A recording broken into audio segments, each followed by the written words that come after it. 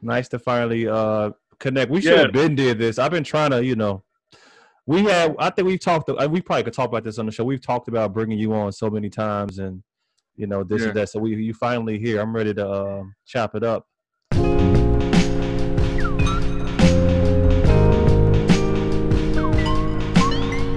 Yo, welcome to Beers and Bars, your place for rapid fire hip hop discussion and of course great beer. I'm Kamal Kiddo, OT the Golden Child. Thank y'all for checking out last week's episode. We appreciate everybody that's been rocking with us. Saying? Make sure that, once again, as we always say, make sure you follow us everywhere at Beers and Bars, that being Twitter, Instagram, Facebook, Apple Podcasts, obviously Google Podcasts, Spotify Podcasts, wherever you listen to podcasts at. And you can watch us on YouTube as well. So yes. Before we go any further, we have a guest today. We do. Finally on the show. This is I feel like finally, long time coming. We can let her introduce herself. So you go ahead. Yeah, it's like we know each other. I'm Mickey Bryant. I'm the founder and president of Black and Brew Chicago Incorporated. We started here in Chicago, but we have 2 chapters in Ohio and 1 chapter in Delaware. We have Black Brew Cleveland, Black Brew Youngstown, and Black Brew Delaware. So we are an organization, nonprofit organization, that we promote diversity by way of community outreach, education, and employment opportunities. So we work with people in the community and educate people in the community to introduce new demographics to craft beer and in the industry as a whole. Nice. That's what's up. Nice. Yeah. Yo, feels like an important one. I know. This feels like an important one. I hope so. What we drinking, y'all? What we drinking? What we got going on? You know what? Let's do it like this. Me and Kamal are always going first on the show. So you know what? Today, let's do something different. Let's go to our guests and let's tell us what you are drinking today. Okay, so like I say, I always like to support Black and craft whenever I can. This is a La Renaissance du Monde. Is my light messing this up? You can see it, but anyways, it is a Harlem style triple ale, 8.5 ABV. It is a collaboration between Fourth City Brewing in Orange, New Jersey, Harlem Hops, Harlem Blues, and Vinyl Crown. Now I'm assuming because of this beautiful art, if you can see all that nice art, look like the Good Times art, one of them must be the artist. But anyways, just celebrating and always supporting Black and craft. That's nice. What's up. That is what's up. Are you personally familiar with the crew that put that beer together by chance? No, like you, I chat back and forth with Fourth City Brewing before, because my brother lives in West Orange, and when I thought I was going to be going there to visit, I said I'm going to hook this up. So we just chatted a little bit. Okay. Not necessarily know them at all, but support them just because it's Black owned. And good beer. Hey, this beer is actually really good. Now, did you get that in Chicago? No, actually, someone that lives in Philly sent it to me. Very cool. Okay, so I would have to try to finagle my way to get that. Kamal trying to find out how he can get the beer, basically. Oh yeah, you can get it. You can get it. Trust me, I get people. Yeah, you can definitely get it. So. For sure. You can get it. That's what's up. OT, I'll go, man. So if you've been listening to the past couple episodes, I've been talking about and shouting out my wife so much, man. She's become very interested. She's not a beer person, but she is, for whatever reason, infatuated with getting me beer from all across the country. She does the Tavor app or whatever, where you can order. Oh, that's what's up. So I have this Imperial sour ale called Froot Stripez here from Magnify Brewing Company, which is in New Jersey. This joint is coming in at 8% ABV. And I'm going with a sour on the show that so that people can stop ridiculing me for drinking too many IPAs. Oh, you the IPA man? Yeah, I go by. I am trying to coin my term. I am a basic bitch IPA guy. That's so yeah. So I got a sour on the show today, you know, so y'all can go and get off me. You went all the way extreme. Leave me alone. Yeah. So it's not I would say I like that color though. Oh, that color. Yeah, I was looking at that. Beautiful color. Yeah.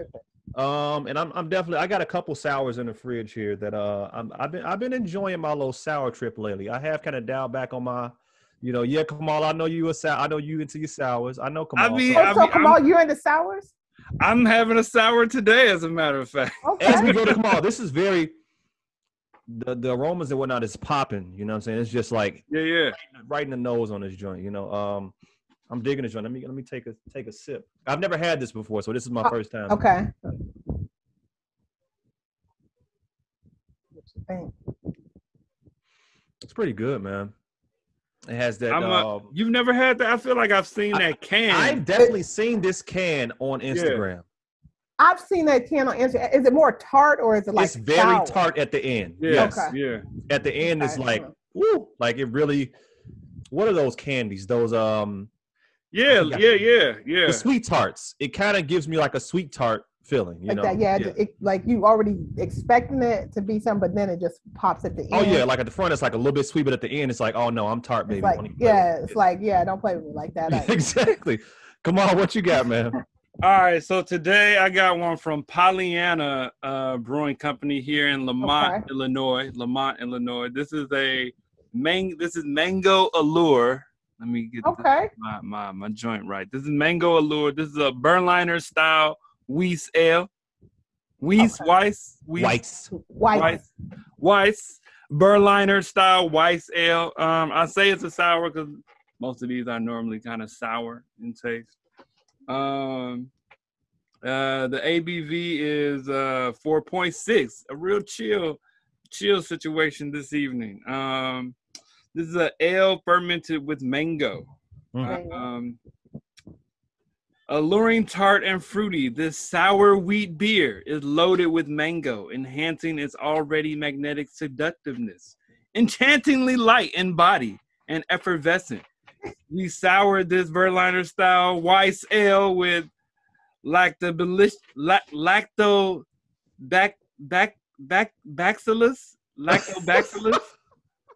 Okay. See, man, they get real technical. Yeah, they get too technical. In the kettle, that's when it gets before adding mounds of our favorite royal fruit. Refreshing and easy drinking, this beer is perfect for those days when even the sun could use a fan. Just because that's a wheat beer, I'm interested in what it like a wheat sour, whatever. You're gonna get something. Shout out to Revolution. Yeah. Shout out to Revolution. I'm using my League of Heroes cup today. You know what I'm saying? Oh, that's your Heroes. Let's see. Yeah. The first time I think the first time I ever had a Berliner Weisse was at come on, what's the place we went to? They're not there anymore. It's on the south side. It's not Argus. It's not Argus. It's earlier. It's at the beginning. I'm a West Sider, so I don't really know much. Come on, it's on the tip of my tongue, man. Bader Bra. Oh, Bader Bra. Bader Bra. Yeah, that were on 21st. So the new Moody Tongue is in there. Oh wow! Yeah, they really? Oh, it's nice. Yeah, you know. Oh yeah, that's nice and golden. It's nice and clear. Yeah. Ooh, look at that pour though. No head. Shit, that almost look like a doggone lager. It does look like a lager, like a for real, like just a refreshing, clean, crisp lager. Yeah, it is. It's refreshing too. Yeah, it's not real sour. I didn't think so because it was a Berliner. Yeah, I didn't. It's not real sour. It's definitely crushable. I can definitely have more than one. I'd probably try that one. Okay. I like to play with my palate, so I just, I try some stuff, but I usually go to Belgian. I am a Belgian Tripel. I like German, like the Doppelbock. Man. Would you say that's your favorite style, probably? Yes, like, I would say Belgian Tripels and Doppelbocks are my favorite too. So I'm trying to. We had my homie Black Bearded Nerd on Ren recently. He has a YouTube, Instagram joint. He is into triple Belgian style ales as well. Mm-hmm. I'm not really into them, so I started out with the more known Belgian, which is Le Fin du Monde. I had a couple. Oh yeah. Yeah. So. Oh yeah, I drink all of those, like Le Fin du Monde, Leaf. I like Delirium. I like a lot of Western European beers. Like I'm a Kolsch person. I play around with my palate, but any day you'll find some lagers or some Kolsches in my fridge. I like to have some stuff that's crushable, then I have some stuff that just crushes you. You know what I mean? Yeah. So I play around with it. With that in mind, let's start there. What got you into beer, and specifically craft beer? Why craft beer? Why an interest in that? Yeah. So I'm going to age myself, but anyways, when I was a kid, when I was younger, like growing up or whatever in the 80s, the beers were Old English, right? And me and my brother drank Old English 800. They had 211. I just didn't do the 211, but we would be drinking that. But what's so funny is when we were talking about music, and it makes you remind you of somebody. My uncle, who was Miller High Life, he could have been Miller High Life's doggone representative. He was Champagne of beer. Champagne of beer. He was a huge funkadelic fan. I mean, listen. So he passed away during COVID. And I mean, so anyways, he's the one that got me into beer. Like when I was 16, 17 years old, he would be telling me and my brother, this is just water. He would like bologna sandwiches and freaking Miller's High Life, right? And he was like, oh, this is nothing but water. He would say, and I'm literally, if we went somewhere and they did not have Miller High Life, he did not drink it. He didn't drink anything. So I started drinking that, and I stayed with beer. I kept drinking beer. I'm a bourbon person too, but started drinking beer, went to college, we thought Little Kings was an upgrade. And so then I just started drinking Coors Light, different things. So I had transferred from the Midwest. I'm from Ohio, and I've been back and forth from Chicago for forever, and I finally got to stay here. And one of my neighbors, I had this, what is it, Mickey's Big Mouth? Like the Mickey's Big Mouth. And he was like, why are you drinking that shit beer? I was Mickey, like, yeah, I'm thinking like, what you talking about? I'm coming from Old English. Like, this right. I'm like, plus it's only the chaser, it's like some liquor over here. And but the thing about him was he followed it up with action. He said, taste this. And he gave me, it was literally a black Kolsch, believe it or not. It was by St. Arnold's Brewery. It's only two breweries in Houston at that time. It was St. Arnold's and Carbach. So he gave me a little taste of it. I went on about my business or what have you. Then I went, to work, and I was telling my coworker, and she was like, oh yeah. She's like, this is craft beer. And her husband happened to work in advertising with the Houston Chronicle. And she said, well, why don't you come with us to a craft beer festival? Well, of course, I didn't know what the hell I was doing. I was just running around drinking, walking all around. She was like, pace yourself. So that's one thing led to the other. And my first real craft beer that I had the whole can was, it was called Carbach Hopadillo. And it was nothing. Okay, so I have to say, OT, I was an IPA person too, because Carbach is a IPA, but to me, it's more like an English IPA. It's more piney. It's more, it's more woodsy. Yeah. It has more of that close to amber color than all of this we have now. And actually, when I go, my father still lives in Texas, and when I go with some of my friends, it's just like they send me some of this Carbach, or I get some of the Carbach. I have to give you some since you're an IPA person. Okay. It's a really good beer. So that was my first beer. And then I don't think that I intentionally, so this was in 2006. I didn't intentionally go out to say, oh, I like craft beer. My palate started getting more sophisticated, and I just started noticing over time that I like something different. It was never like, oh yeah. But to me, I will still, like my cousins in the hood, when I go home, if they want me to sit and drink a 40 oldie with them, I'm going to respect them, and I'm going to have that drink with them. That's because that's my family. And plus I'll drink it, I won't go buy it half of the time, but if my cousin want to drink a Miller's or something like that. So I always say, even when I'm teaching class and we're doing different things like that, like, try it all. You know, just try it all. You're going to like something. You know what I mean? Just try it. And so that's what got me into craft beer is just keep on drinking and realize that my palate changed. And then that 2010, blow up of craft breweries. Yeah. And now it's just breweries all over the place. But you have to remember, a lot of them weren't making good beer. It's been recently when they had to get competitive and start making good beer and really understanding the science of beer to up their game. Because some people just opened breweries just because they were home brewers. I think now some people are getting a little more, better at their craft, and that's why it's like really blowing up and getting really good. Yeah. Wow. That first taste of a craft beer. That first taste. Carbach Hopadillo. Hopadillo. Hopadillo. It was an IPA. And there we go. And right, that's what I said. I mean, but it's just the best. And you know what's so funny? The recipe could not have changed, because every time I just had some when I went to go visit my father for Father's Day in Dallas, and it tastes the same way. Wow. It has the same taste, the same everything.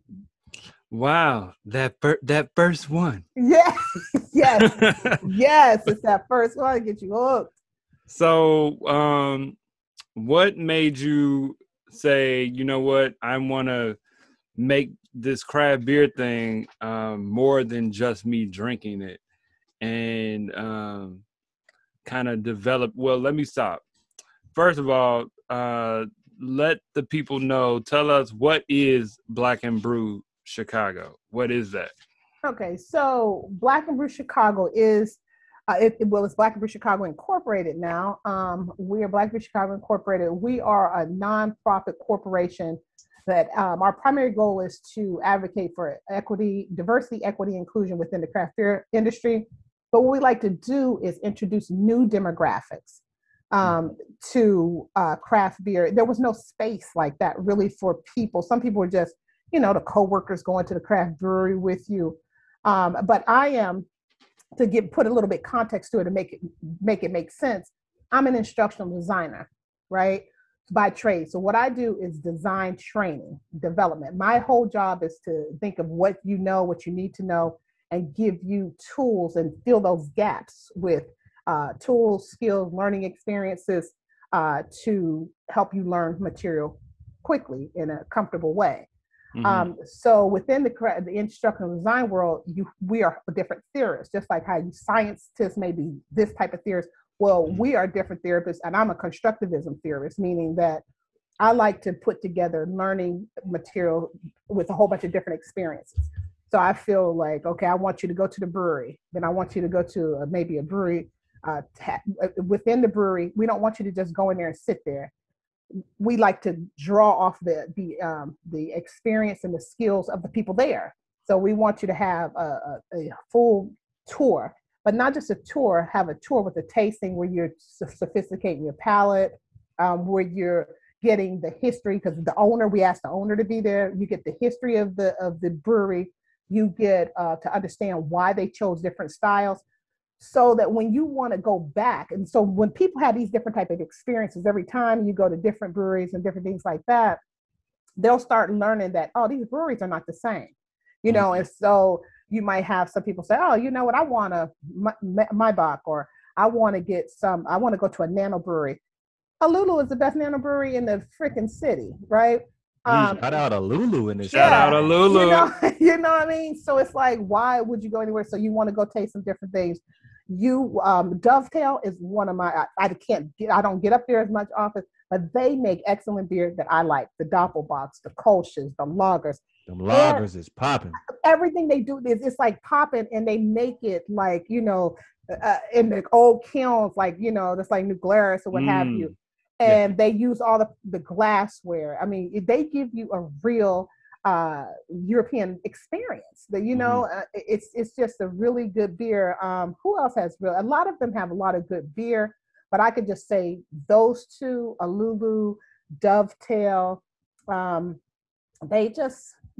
all the way up there. Begal, Half Acre. You know what I mean?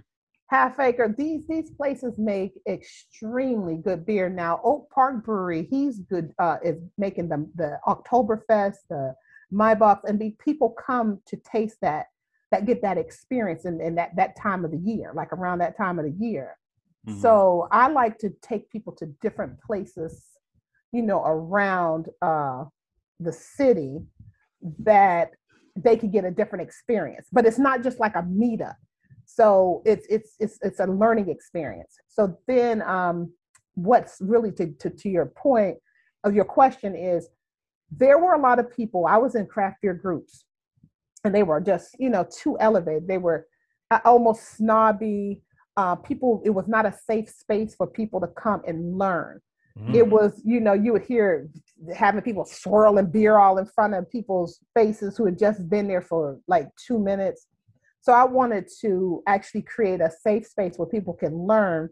And then I started thinking, wait a minute, this is bigger than just beer. This is about, there's jobs. It's an $88-89 billion industry. 3% is Black.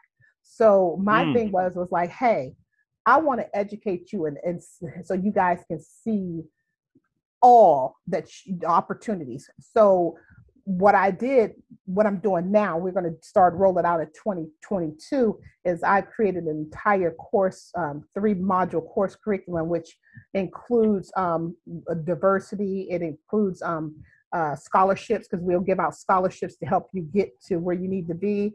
But I also included a piece for agriculture, so to encourage more Black farming, more Black science, more different things like that. So it took on a life of its own, because it was sort of like my profession and my passion collided and created this world of craft beer, So that's what amazing. Happened. So then it's safe to say that at the beginning, did you found it? I found Black and Brew, or yeah, I am the founder of Black and Brew Chicago, incorporated the whole organization. And it's in other cities now. Right. Yes, it's in other cities. So I'm from Youngstown, Ohio. I haven't lived there in like 35 years, but still, that's my home. Home is a home. And so when I was home, one of my friends were like, well, we want that. He was seeing what we were doing here. And this was just when we were just having the events and stuff at different breweries. And so then there was another person, Hannah, she's Dope the Brand. She lives there in Youngstown, but she's friends with one of my childhood friends. And so I said, okay, I didn't think of anything. I was just like, well, why don't y'all just do it? It's just, we're doing it. And they were like, no, we just want it to be the way you're doing it. I guess when you're doing it, you're not looking at the way it can be perceived on the outside. And so I said, okay, we'll do that. So we had to do the paperwork and everything for that. And when we had the launch, it was fire. It's like people were everywhere. And there was just so many people that wanted to learn. And what we do is we offer books, like learning material, and all of my learning material for my courses are by Black authors of Black people in craft beer. Nice. So it's like the way I'm going to utilize my platform and the way I'm going to create these courses is speakers. Like if I want speakers, I'll be like, hey, OT, come on. Hey, my speakers are going to be Black.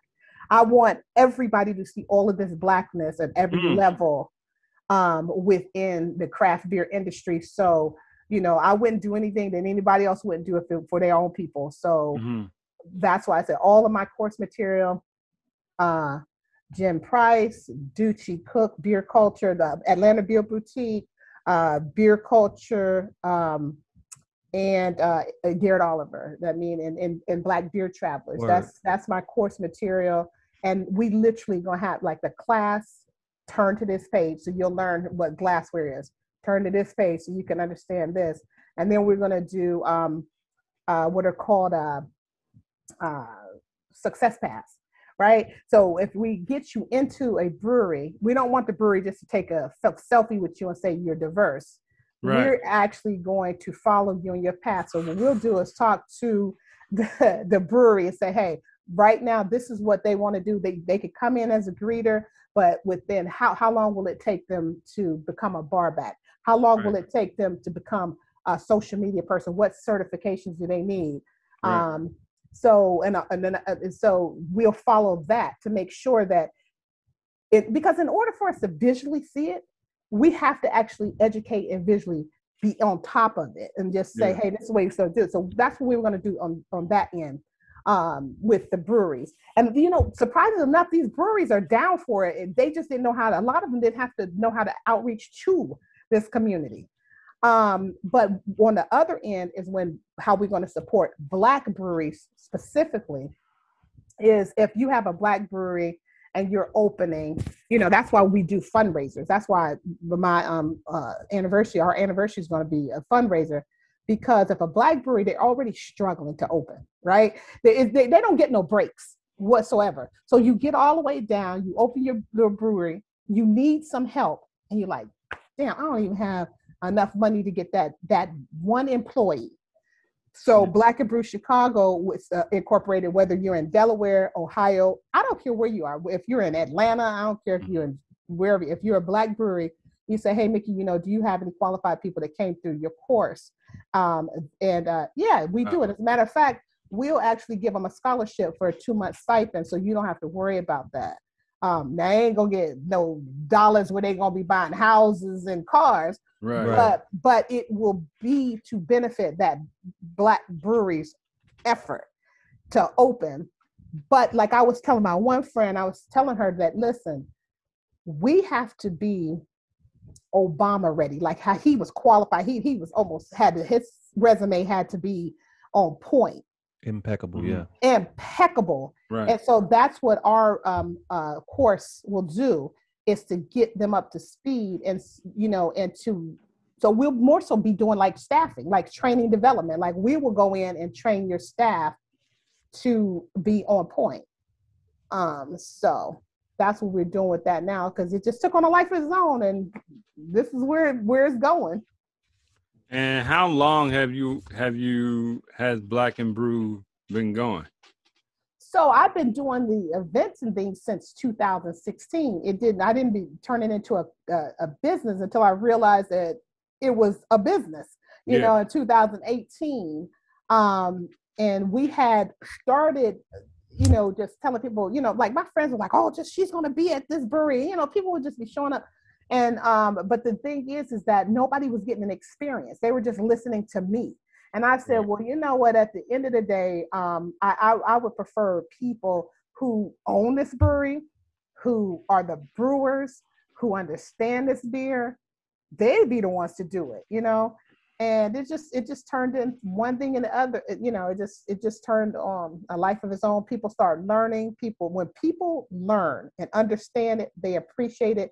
I start getting texts and like, oh, guess where I am, and like showing me beer. And I was like, dang, I feel like the beer pusher. Like, but it's been working. And I mean, I'm happy that people are learning and they're appreciating it in a comfortable space.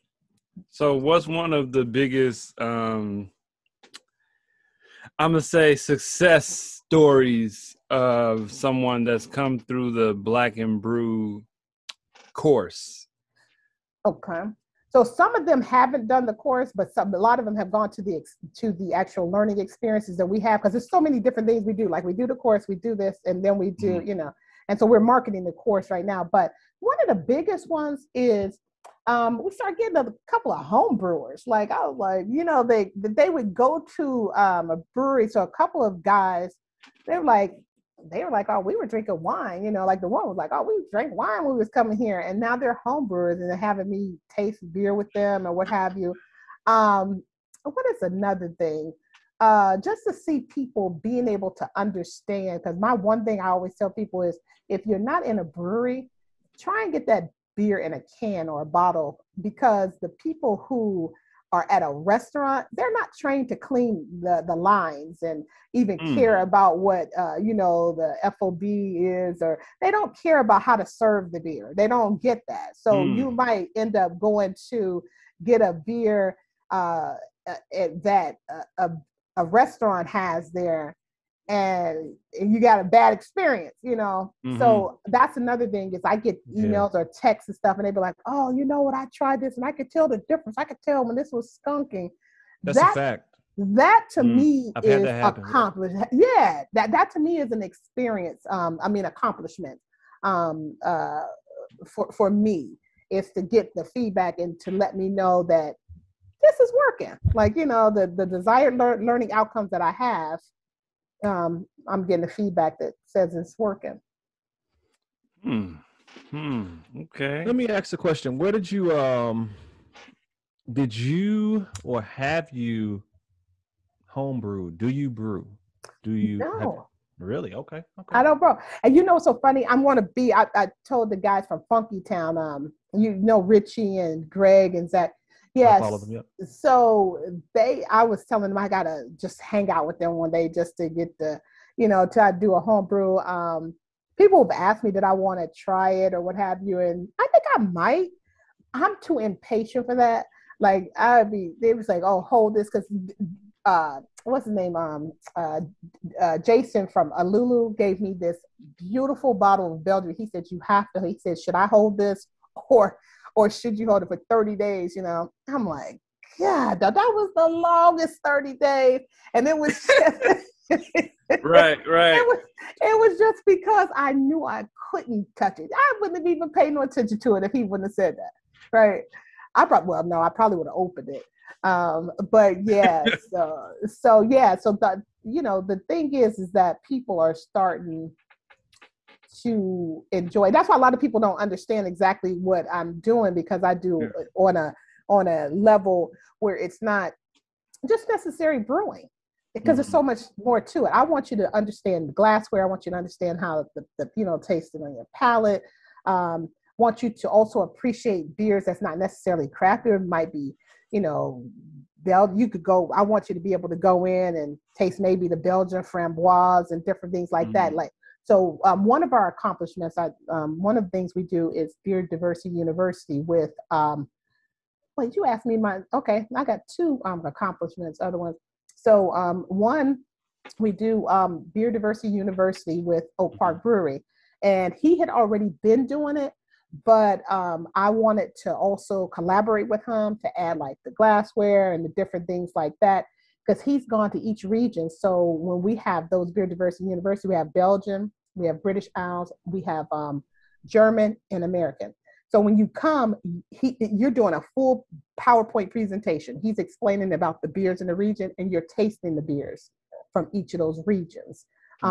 During that. So that's the Beer Diversity. We got shut down with COVID, right after we did Belgium. So we're going to probably start that back up. I'll be seeing him tomorrow. We'll start that back up.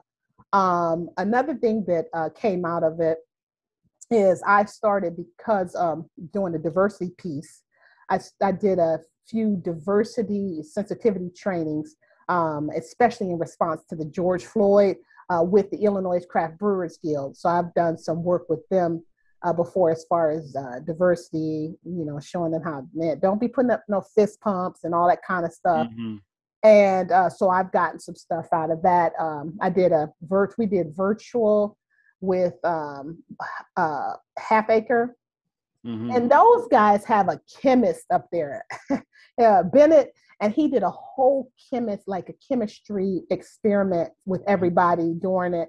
And everybody was like, those are the things that I like people to take away, is those experiences. So you want to go and try it again. It's not like trying to push no beer on you. It's you educating yourself to see craft beer is more than just a brewery. This man is a chemist, and he is working at a brewery. The marketing people for Half Acre and a lot of those other breweries have to be impeccable. They have to have an impeccable marketing department. So you got market. I don't know why people just focus in just on beer. It's like, no, they have a whole educational, Goose Island, all of them have the whole educational departments. So it's like, hey, you gotta expose people to stuff. They'll know it's there, and they can take advantage of it. What would you say is you're promoting African Americans in this you're promoting Black people in craft beer. What would you say is one of the biggest disparities may not be the right word, but or what's one of the toughest hurdles as far as African Americans getting in that industry? Yes, sure, you can be a beer back. You can we've interviewed a couple of brewers.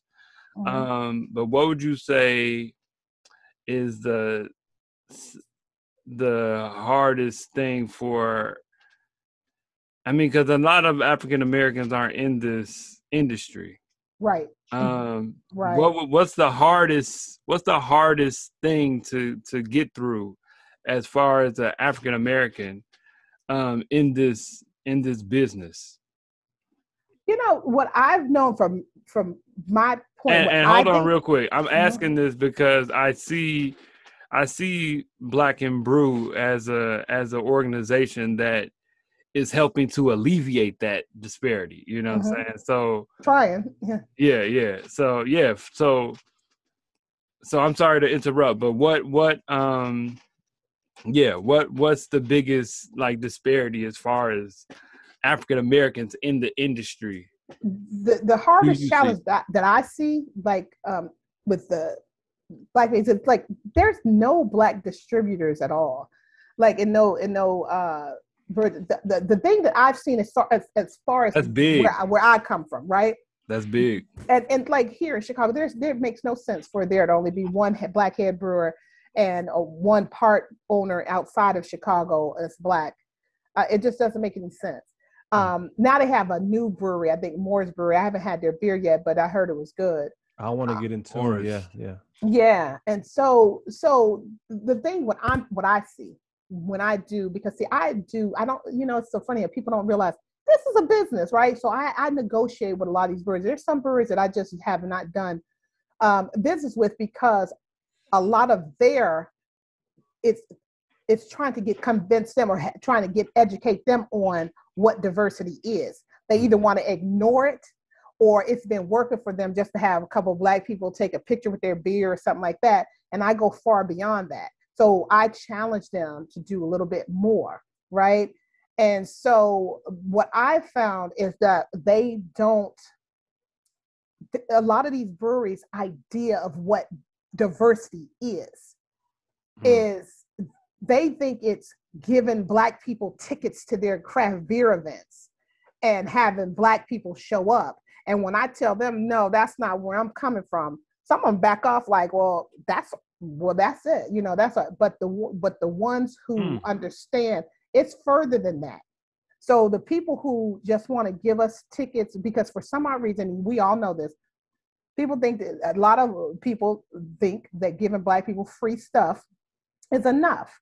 And like, here's a ticket to come in here for free. Here's a ticket coming for free. So, okay, you're going to give me some tickets. Okay, well, let's just also give people some beer and a tour and do a mouthfeel to finish thing. Why don't you show some of your jobs and explain to them how they can get it, or at least talk to me about how we can get the jobs. How can we get them ready for the jobs? So I go much more further than that. So to answer your question, the disparity and the problem is it's not enough of us in the game to speak for us, and then we have people's perception of what diversity is who runs the whole industry. So you have to convince somebody who really are comfortable being exactly how they are, that we are, should have a space at the table, right? And when you're doing that, when you're trying to convince somebody that you are worthy, basically. And so that's why I said, no, what I want to do is educate people, because we could show you with education, you could show somebody better, you could tell them. Yeah. And that's the whole goal of, Black and Brew Chicago. And that's where I see the problem is. And, even though it looks like good, like on Instagram, like, oh yeah, like we support each other and all that kind of stuff. We have to do a little bit better at supporting each other too. And it's not just buying up people's beer. It is literally all of us helping each other get to another space. So what I mean is, hey, you guys have a podcast.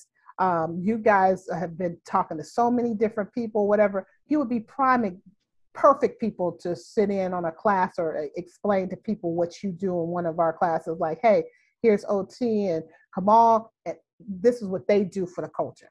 Mm-hmm. And then they'll be like, oh, shoot, I didn't know that people are podcasters here. I didn't know that, we sit around and try different beers. This is stuff that we think is normal. Right. And it is actually an eye opener to somebody that's 21, 22 years old. That's like, hey, you mean we could do a podcast and actually make it into a business, whatever. It is putting you men, women, all of us out in front of people and educating people on, hey, this could be you. But what we have to do too, and that's what we're trying to do, is fill those gaps. Sometimes it's easy to say, oh, you could just do this, just go ahead, let's just do it. So that's why we made the scholarship, just to, hire people, to hire them. Like when you hire people, you want this, the goal is to hire them, to elevate them up, right? So we created the scholarship. Yeah, I was about to say, talk about the scholarship a little bit. Yeah, how does that work? The scholarship is because we have to be real with ourselves. Sometimes people could get into a position and, they'll say, like, say if they started at a brewery, and then the brewery be like, well, yeah, the only way they could get up to this, is if they have a certification and we don't sponsor it, any way to stop somebody from elevating. That's like, oh, you don't sponsor it? Well, we pay for it. So now we have to take, what we're trying to do is erase the excuses of why you can't elevate. So if that's the case, then we will pay for for them to take the certification. Of course, they have to be qualified. We have to actually know that they're into it.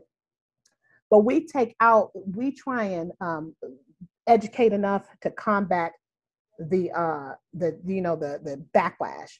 Is, and then also my main goal is to prepare them for Black breweries to open, or open their own, but that's a whole nother bird, in order for them to get the experience.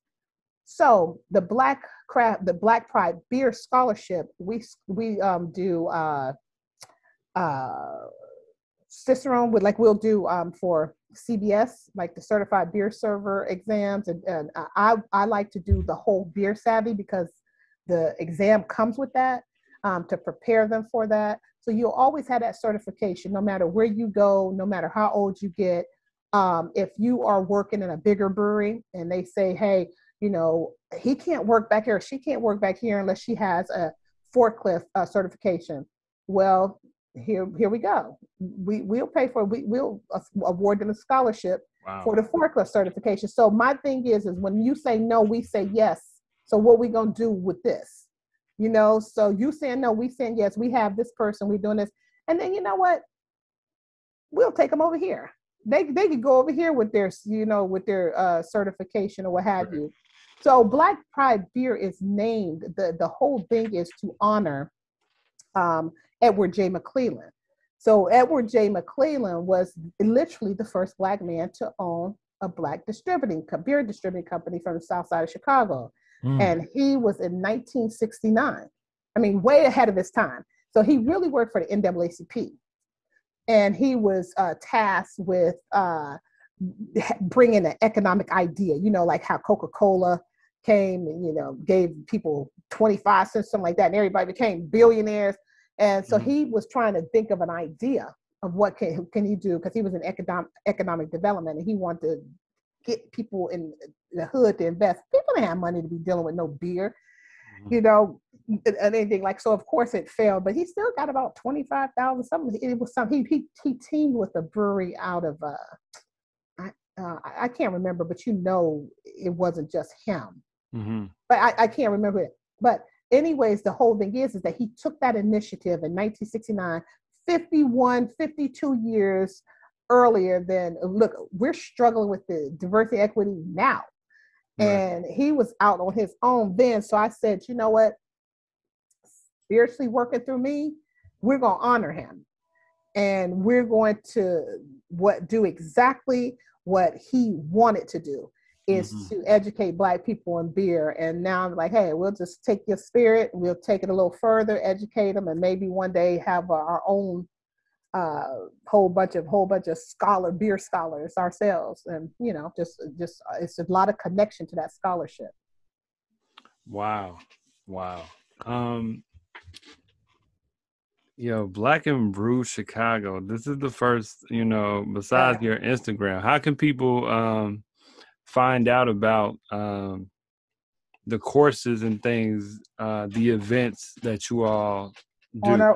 On our website. So it's www.babchicago.com. We have to update the events because, we were slacking in COVID time. So the course, like you could find out about the course. It's all about craft beer. It's also a course that you could take that it's education, employment, and enjoyment. We are going to be rolling this particular one because this is a whole course. In 2022, we do basic craft beer. You could just download the form. But this one is going to have 3 modules. We're going to go over diversity. But the last module is going to actually be us getting community gardens in each of our respective areas. And so what's going to happen is we're going to team up with, I think Jason from Allure, we're going to team up with Black gardeners in Chicago, and we're going to grow, and whatever we grow, like we know good and well we can't grow no oats and no malt because we don't have enough, but he said that whatever it is that we grow, like cucumbers, whatever we can harvest, we might have a harvest. That's where we could give out the scholarships. That's where we give out some home brew kits. But then Jason and whoever else will do it. I think a couple of breweries will do it, but Jason already said he would take some of the harvest from whatever these people grew, whatever we grow, and make it a beer. So, once you see that, then you're like, oh, wow. So we have a guy that's in Youngstown and 2 people in Cleveland that's going to do it too. So Black and Brew is also getting into trying to encourage Black farming and science. So, we'll see. We start making beer out of cucumbers and, right. I done turned into a farmer overnight. No, that's cool though. That's cool. That's cool. Yeah. Where can people? What's is the Black and Brew Instagram just the Chicago chapter, or does each chapter have their own? Each chapter had their own, except so Youngstown Youngstown doesn't have one yet, but it's Black and Brew Delaware. They just launched theirs. So yeah, we need followers. It's at Black and Brew Delaware and at Black and Brew Cleveland. Now Black and Brew Cleveland have a lot of underscores. They have Black _ and _ Cleveland, but you'll find it just Black _ Yeah. But both of them are already up. Actually, Delaware's official launch is going to be the weekend of October 8th. So I'll be in Delaware for that. And Cleveland, I mean, they're rolling. They're getting it done. And then I threw in that community garden piece. They're like, what? But that starts in March. I don't know anything about gardens either. I did one garden, but I think it'll be good it'll be something good for like families to go out there and hey, we could use the harvest and bread. We could use it, because we collaborate with local people too. Like if you have a person that that bakes or anything like that, we do all that too. So how has the pandemic, how's COVID affected the events? Have you all just slowed down, or have you just tweaked it a little bit to how has it affected what you all do? Oh, we shut down. I mean, at like all through COVID, the only thing I did, I started up a thing called Tipsy Taco Tuesday, and that was just to keep a connection and for people to use the platform to promote their businesses and play games. So I felt like, okay, we're slowed down because I couldn't, I was doing, I was going to do some speeches for the Illinois Craft Brewers Guild. We were going to have some events and different things like that. All of that shut down. But, you know what, there was some things, it helped us to get a little horn our business and get like the paperwork together and, you know, get a little better and get straightened out and organized. But as far as events, we did one with Half Acre. And that was excellent. It was a virtual experience. That was the one I told you. The guy had the PowerPoints, everything with the chemistry and all of that. So we only did one, and then I did two diversity sensitivity trainings, and that was a direct response from George Floyd. And a lot of these breweries didn't know how to respond. So we just turned what I was supposed to do for the Illinois Craft Brewers Guild into just some sensitivity trainings. So we got shut down a little bit. I mean, like for us here in Chicago, the first event we're ever going to do, and I think it's going to probably be maybe another one, maybe in August, because I'm going to be traveling with the other chapters. We're going to do August 18th. We're going to have the anniversary fundraiser at Allure. So we're going to have like an outside table. We're going to have something upstairs. And what I wanted to do, because like I said, I'm always trying to push forward and pull up.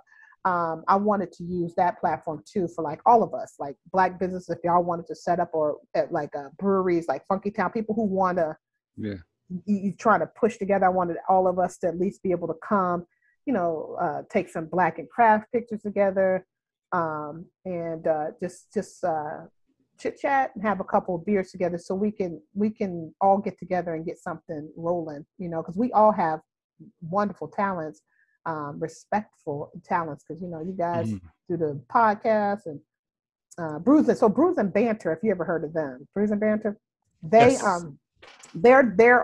the diversity ambassadors for Delaware, so that's them. Okay. Yep. So we got a pretty cool crew, and like I said, you guys, Funky Town, all the other people, we just need to you know, get together. So are you still doing courses right now? No, Okay. we haven't done anything. We're gonna actually the whole course the core course, 3-module course curriculum won't even start until 2020. Okay. The basic craft beer was the one we were just doing. That was just the 4 main ingredients, the styles, you know, just the basics, glassware, and then I offered the books, like, you know, I talk about the books and different things like that. But the events within the brewery, how I might have a couple more of those. But those were with the tour and so what we did to keep it quality is, like, I would send you a link and then you can invite whoever you want. But if somebody want to clown, then that's on you. You know, you know what I mean? Right. So it's like, it works out well because it started growing, and then it's a lot of people that's there that want to learn. And it just turned into this huge learning experience in this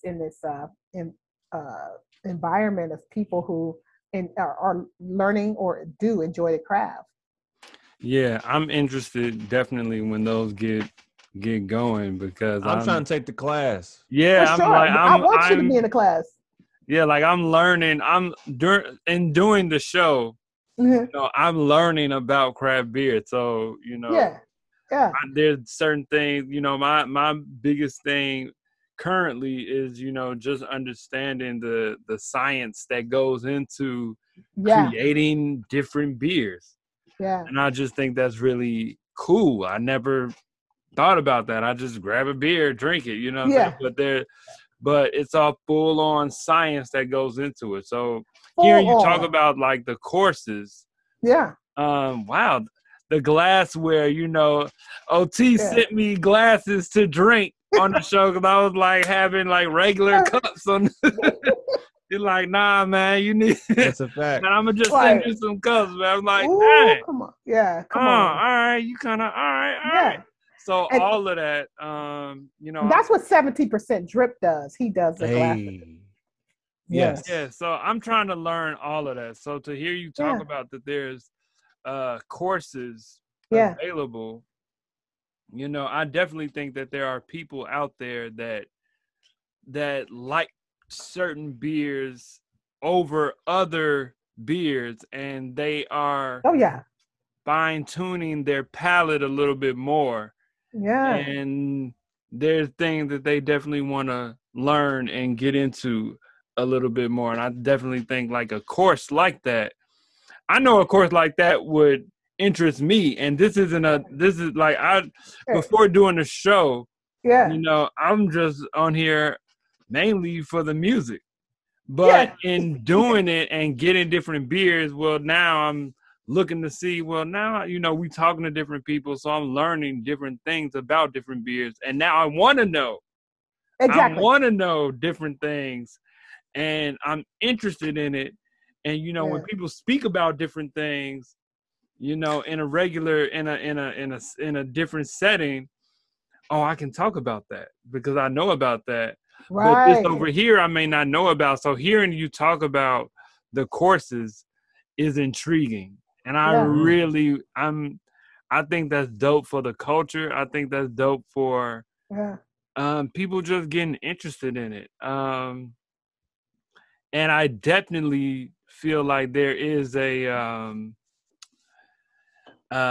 snobbish attitude and amongst certain groups where you don't know about you're drinking that. I vehemently reject all look here. We get it in our comment section all the time. Listen, I try not to clap back, but sometimes I have to. But it's like what's funny because music runs the same, right? Like I music would be clapping back. Yeah, music. In hip hop, there are snobs as well. So I kind of find it funny sometimes because you have, people who feel that this is hip hop and this is not hip hop, and this is that. And when I see that in beers, I always laugh because it's like, damn, it's kind of how, all over the place. The gatekeepers, it's just, but yeah. It's like, come on now, and to me, it's like you don't appreciate somebody else's differences. Like like I think when one of you first emailed me, I was like, I don't know music like that. Like I could go from Stephanie Mills to Phyllis Hyman to Parliament Funkadelic to O'Brien to doggone Let's go, Etta James in like 2 seconds. I mean, it's just I'm all over the place. So that's how I'm like, if this is rap, I don't know. And I was thinking to myself, I don't even know who I'm listening to half the time. I just sit it on something and just let it go. I'd be like, okay, I'm in the mood to listen to acoustic music, or I'm in the mood to listen to this music, and I just let it roll. And I don't really know who it is. I just know, that it's good. But then with you guys, it might be helpful because I was going to get a few people just to do a mock class through the curriculum I just designed. So I'm going to get you guys. You will be a couple of you guys, a couple of people I want about maybe 10 of you all. No family members, so it'd be like, asking questions that we got to get through this course now. But I'm going to definitely put you guys down because I like to do a dry run. Yeah. Well, of course we ain't gonna go to the garden that day, but we will do the tour. And then just so I could get the feedback, like, okay, did I put this video in at the right time? Did you understand why I had you go to this page? So give you all the the material and everything. Yeah. So when you do these, do you do them at different breweries to have the tour? So what was happening is I designed the whole curriculum. Now, just the whole curriculum. I used to show the books and different things like that. And here's it. Nobody would really be paying attention to me, especially by the time we start drinking. So that's why I embedded into an actual class. So we were doing this as an educational experience. Like here's this book and here's that book and look and read this. then everybody was game at the beginning but we do go over the glassware and the tasting, and like we have actual tasting cards. And then nobody was really thinking about, I'll go back and get that book.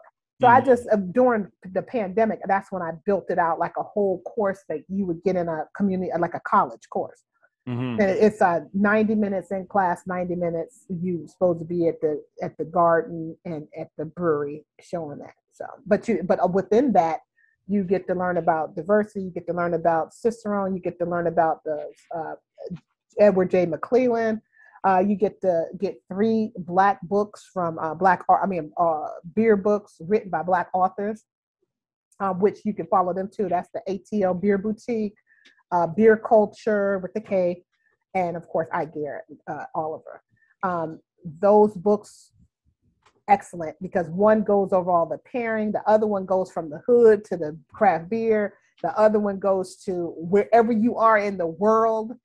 This is how you drink. I mean, these books are the books, like with graduate school, there's some books that I just kept. Like, you have to have these are the 3 books if you ever need a book.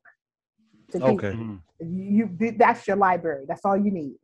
That's what I was going to ask. I was going to say, what is if somebody's getting into beer, what is the single most important, like, fundamental book that, one could have?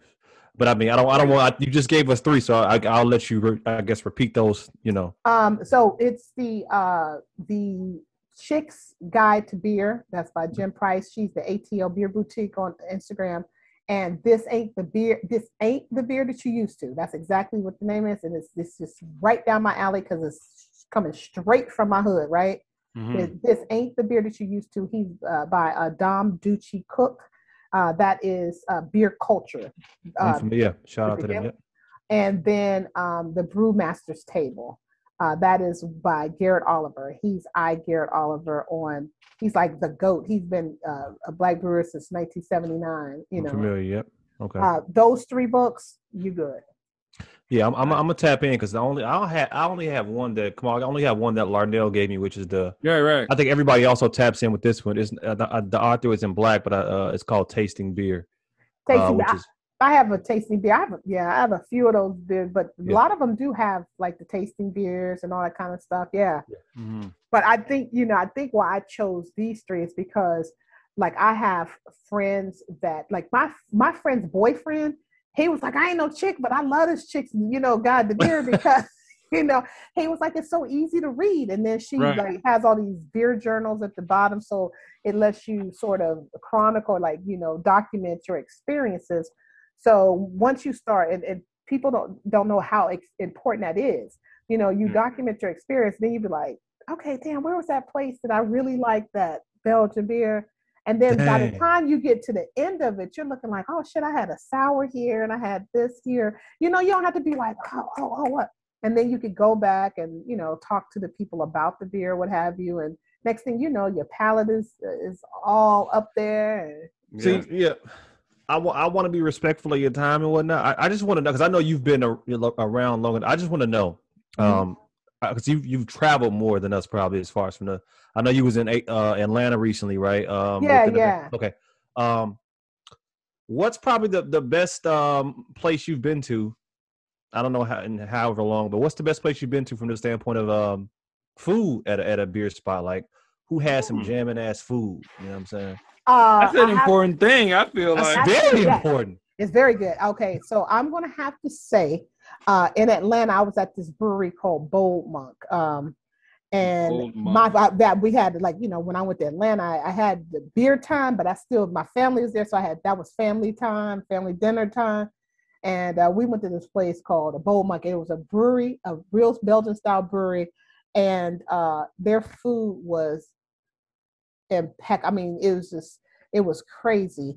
Who else has some really good food? Wow, it's so many of them. But I know. That's why I want to ask you, because I want you to be on the spot, not us. Yeah, but that one is that's the best, like, food that I had at a brewery. I would say since COVID.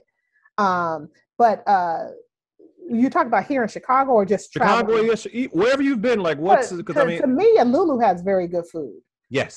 Yeah, they do actually. They have very good food. Who else has really good food? They do. I'm gonna go on my Instagram. Go ahead. I'm gonna find this Lulu food I had once. But yeah, but like a Lulu has that place called Bowl Monk, and dang, that you put me on the spot. So now I'm like, hey, dang, I'm so sorry. I'm thinking of like because there's so many of them. Because when you eat food and you at a brewery, we went to a brewery in Tampa. I would have to ask my cousin, and that food was excellent. They gave you like the whole fish. Like I like when they fry the whole fish. Yeah. And I can't remember what it was. It's like now look and then watch. I'm gonna go to my Yelp. Like, oh dang, I should have told them. There you go. This. Exactly. I should have told them this. But yeah, Lulu has excellent food to me. That place in Atlanta, Bowl Monk had really good food to me. Oh, it was all kinds of places in Dallas. Because they have crawfish, so they had the crawfish and what have you. I can't remember half of the place's name. I'm trying to remember this dish I had at Lulu. It was an appetizer that was so fire. It was so good. But if I would throw anything in the hat, if you listening to us out there watching us, and you ever in Chicago, check out Old Irving as well from the food standpoint. Oh yes, Old Irving. Okay, because I know their beer is good. But yeah, okay. Old Irving got some. Yes. Kamal had some. You had some octopus in that joint. I had the octopus, man. Really? Yes, man. Nice. It's definitely one of the best. Because if you have octopus, I'm gonna try it. If you have octopus I like octopus too. Yeah. Let me see what you working with over here. Yeah. And it was one of the best that I've had. It was one of the best that I'm gonna say is running right now like number 1, number 2 in there. It's not number 3. I have to make it up to Old Irving. It's like going to the north side. So I'm out in Oak Park, and like now it's like trying to go to the north or what have you, because I was like, nah, I ain't got nowhere. It's way north. Everywhere I go, I do. So it's like I'm not doing all that. But yeah, I'm going to go up to Old Irving. I want to go to. Have you guys gone to Mr. Stonic? Miskatonic. I've had their beer. I have not been to their brewery. I know Hot Butcher brews out of their brewery, I believe. Oh, I see, and I think Hot Butcher also. They have their own spot coming up soon. That's it's the Old Half-Acre, I think. Exactly. Yeah, the Old Half-Acre. Nice. But you guys As a matter of fact, I cracked the second one. What is that? Is that a Hot Butcher? This is a Hot Butcher Brughouse Square. But yeah. Now, Moody Tongue. Oh yeah, Moody Tongue has good food. But Moody Tongue is in the old Batterbrow building. Okay. Oh wow. Yeah. You gotta check that out. But I definitely Dove. I've never had food. I've only had a pretzel at Dovetail. I just love their beer. I've never had any food I've never had any food at any of those places, because usually even when I go to Beer Mischewitz, the bottle can, I go down to the Thai restaurant right on the corner that's really good. So I have never even eaten over there, to be quite honest. But I mean, it's really, it's funny that you said that, because now I'm gonna be like, dang, why didn't I just say? I mean, I have 700 pictures in Yelp taking pictures of this beer. Right. I mean, it's food and stuff. I'm like, okay, he asked me a question about food, and me of all people who love food. It's all good. Yeah, but I always like to get somebody on the spot just to see. But that was a good one. Yeah. But yeah, we got to join your Taco Tuesday at some point. For sure. Kamal is Kamal, you what kind of tacos do you? Well, you know what? I just had Taco Thursday. I wanted to ask who has the best tacos in this. I wanted to ask who has the best tacos in the city, because I know she does the Taco Tuesdays every. So I've never had them, but everybody says about the Taco Londo place or what have you. Taco. I like food trucks. So the best tacos to me are go back to Dovetail. They had their taco truck. There was trucks out there.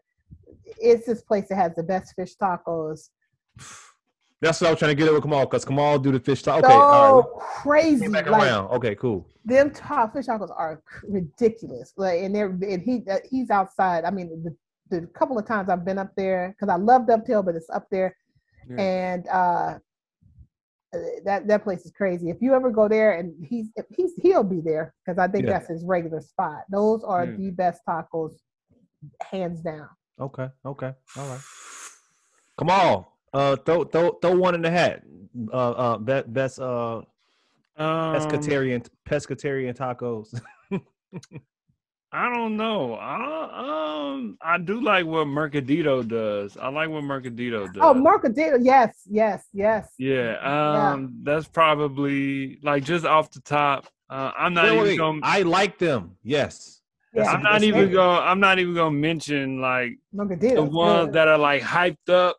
That I'm like, well, I'm not really. I'm not even gonna throw shade right now, but I'm gonna say like for right now, Mercadito. They may not be number one, but they have some really interesting. They have some really good tacos. Look, I used to work downtown. And they used to come to the pop up at the building that I was at.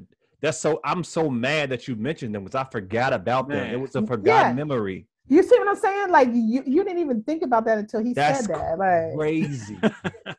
and you know, we've been in the house so long, you know, we don't know what's going on now. Yeah. Mercadito, damn. What is this one place called the Taco Barrera or something like that? Everybody goes crazy over those, but those are I make my own tacos. The tacos you dunk. I've had a couple. Mm-hmm. I had it before. Yeah. Mm-hmm. Now I gotta try to. I haven't done that yet. But I would say that, you know, and it's about to sound real crazy, but the Peppies on 87th and Cottage Grove. No. I heard those are good.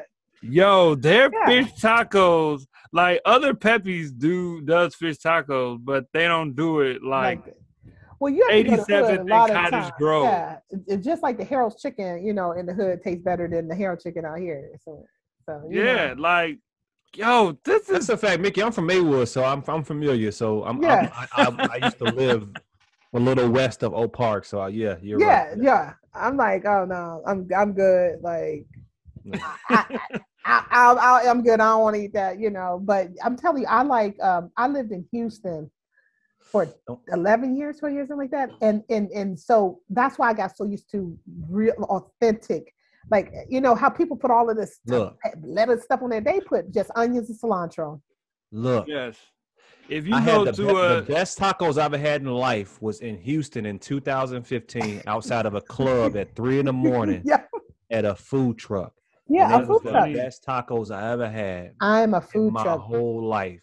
Yeah. Along with this spot in Houston called Torchy's, which is a chain. Torchy's, yeah. And Torchy's is amazing. Torchy's, and there was another one called Rucci's.